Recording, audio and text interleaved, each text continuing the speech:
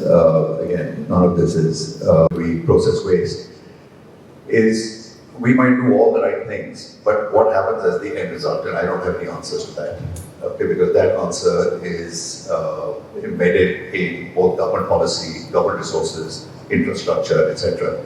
So what can we do? What we can do at the moment is try and reduce the amount of waste that we generate. That's the number one thing that we can do. I love this thing. You know, what is waste? So waste is not waste until it reaches a landfill. And I mean, we're all familiar with, you know, the horrendous spectacles that we see around our big cities. Some of you been to Ladakh know about the waste mountain in Leh. That was cleared actually by a friend of ours, Stanzin, using a government grant for 14 crores. And you know, the whole thing was shredded, was packed, and then shipped it out to solid waste processing plants in Srinagar. So it can be done, but around here, it's going to be a long thing, and you know, I'll talk about possible solutions. So there's three kinds of waste essentially. Organic waste. We all know what that is. And the interesting thing, of course, is that in our areas we can actually compost most of this. So it doesn't have to go into any land waste, into any landfill, or you don't even have to bury it. You can just either feed it, you know, some stuff you can separate and feed to cattle if you have them, or local cattle or livestock, or just compost it along with any garden waste that, you know, I mean, if you're going to clear paths, etc., all of that can go into a composting kit, and is fantastic for kitchen gardens. Inorganic waste, this is the stuff that really is problematic. Now, Arpi's talked about this, but you see, this is one of the things that that we don't actually know what to do with, because you know, the problem with plastic and styrofoam and batteries and bulbs is that they've just become an integral part of life. You know, they're an incredible convenience. How do we replace this? How do we reduce? How do we replace? That is something that even as a lodge owner, we have struggled with. You know, from Ladakh particularly, and in Gujarat, we spent a lot of time and effort trying to look for solutions. And when we did our lodge at Satpura, Four Sides, the architect over there was a lady called Chitra Vishwanath, who built the whole place with mud. And she introduced us to what they call passive and forced treatment of all wastewater, that is grey water, black water, and kitchen sewage, without actually using any STPs or septic tanks. That's one of the best ways of doing it. You force, so for those of you who may not be aware of it and who put everything into septic tanks, kitchen waste is the worst thing to deal with because it's got grease. So one of the things, by the way, is that all grease can be captured, and this is what we were doing at Four Sides, and we were doing in Gujarat as well. Is that we weren't letting them throw grease into or down the water. We would capture the grease and compost the grease as well. So you can actually compost grease, and that is something that all of you who run lodges, you know, can actually look at your operational processes.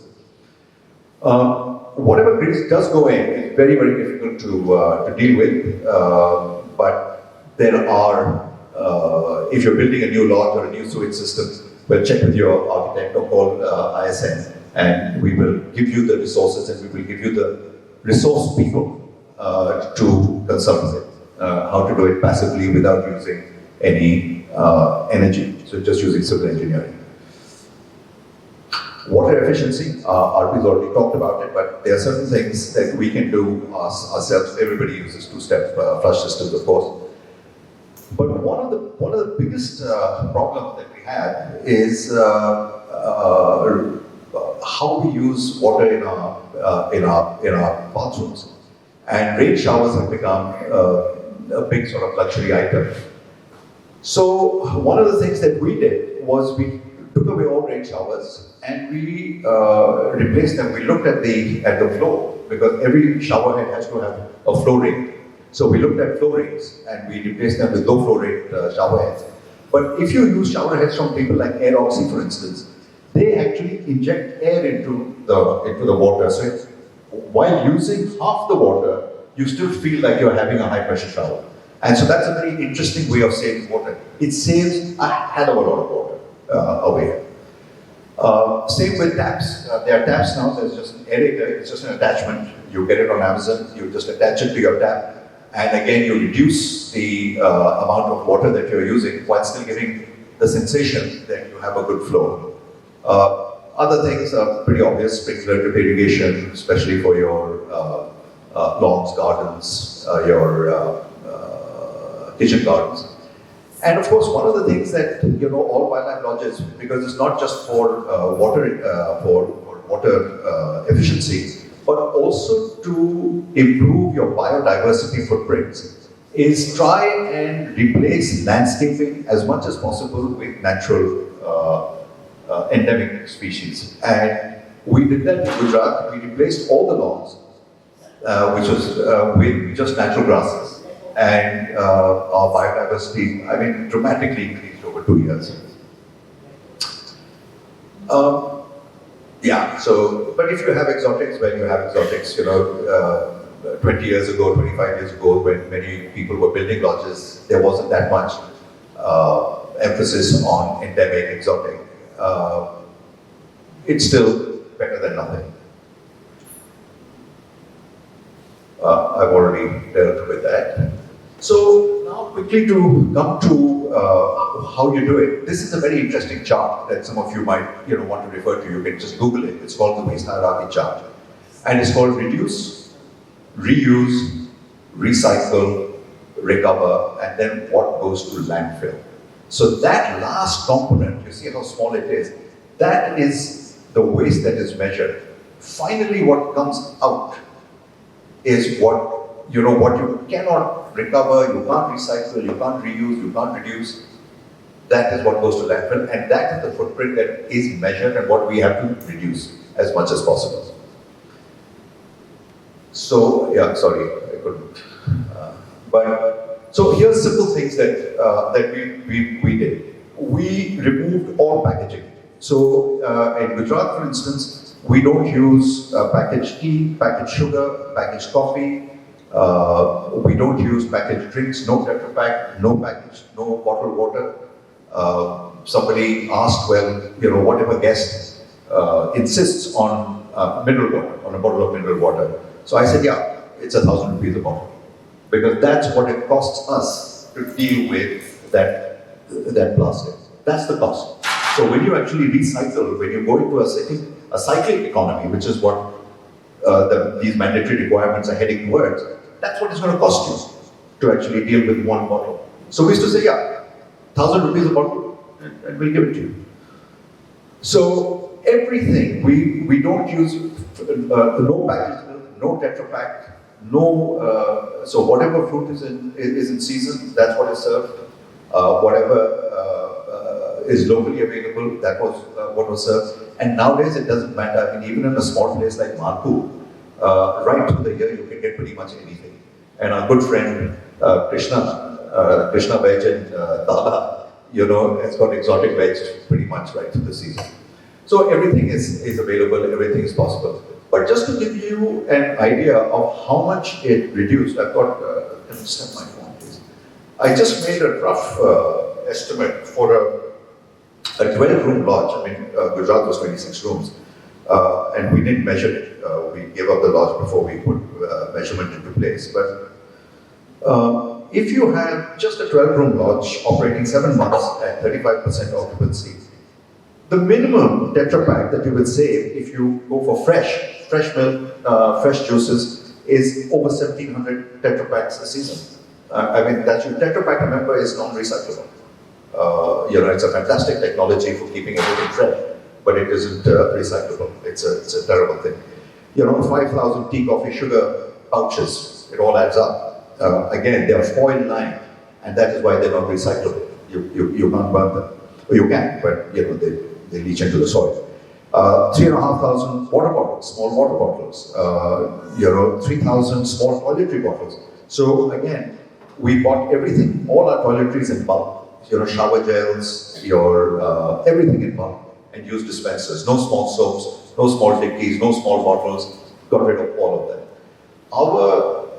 Again, as I said, what then remained was the food packaging, because FSSAI requires food in our kitchens to be, have that stamp, especially grains, has to be stamped. So you can buy fresh, but then there's a quality issue. I think all of us have that. There's a quality issue out there. So that was something that we were finding difficult to replace. And one, in a place like Bandhavgarh, one solution that everybody, if the lodges under the hotel association come together, then you can form a buying collective, a cooperative which buys together, or deals with somebody like Ashi stores or whoever it is, and says, here are the fresh, good quality grain producers, and you engage with those grain producers to actually supply good quality grains, pulses, dals, sugar, etc.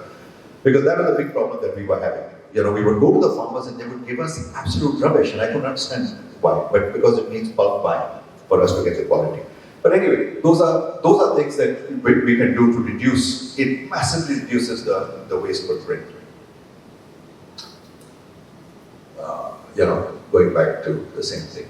As I said, the solution to this is the only solution I can think of. If anybody else has any solutions, please share with us in the question and answer session.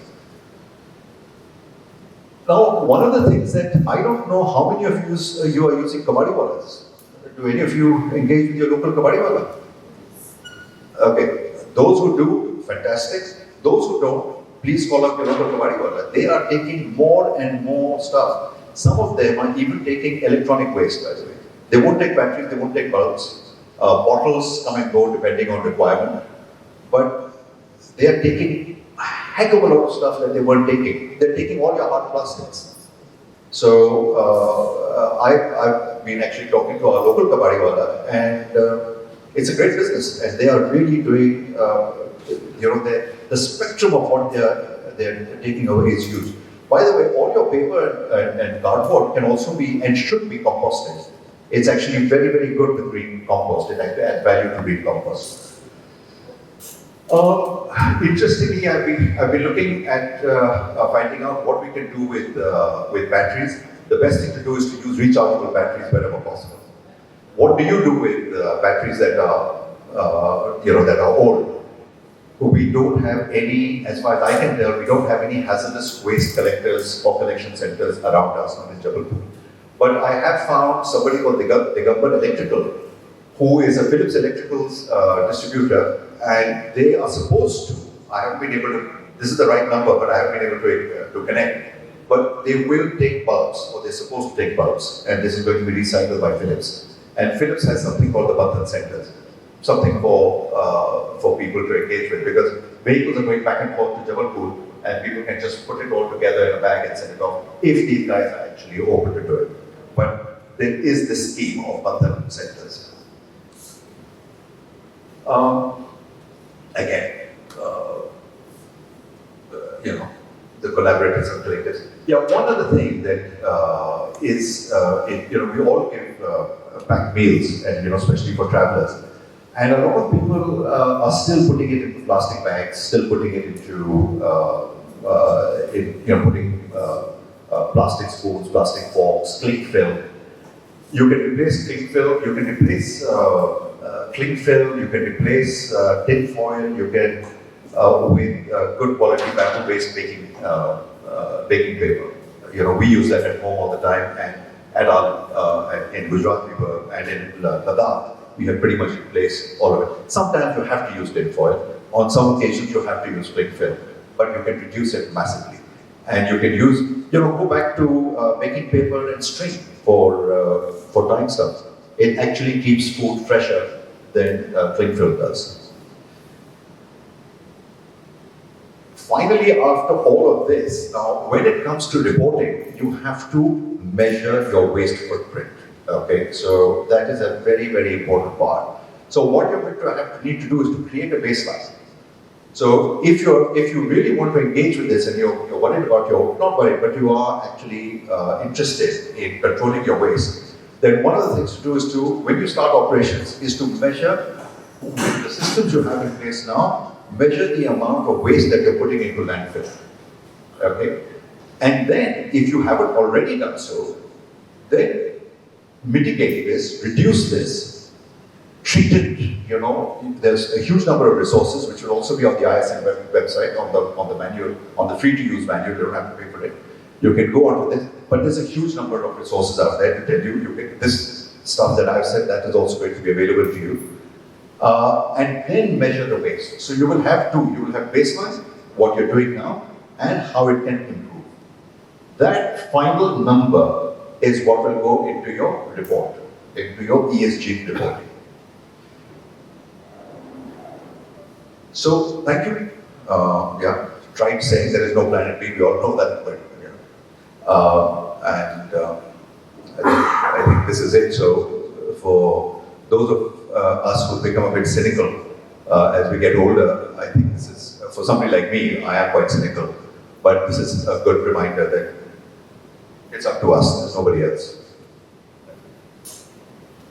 One of the questions, wildlife tourism, etc., is that the emphasis must be that had it not been for the economic benefits of wildlife tourism, much of the area that the lodges are protecting and rewilding and bringing back to habitat and wilderness would not have been biodiverse because there was no economic incentive to do it.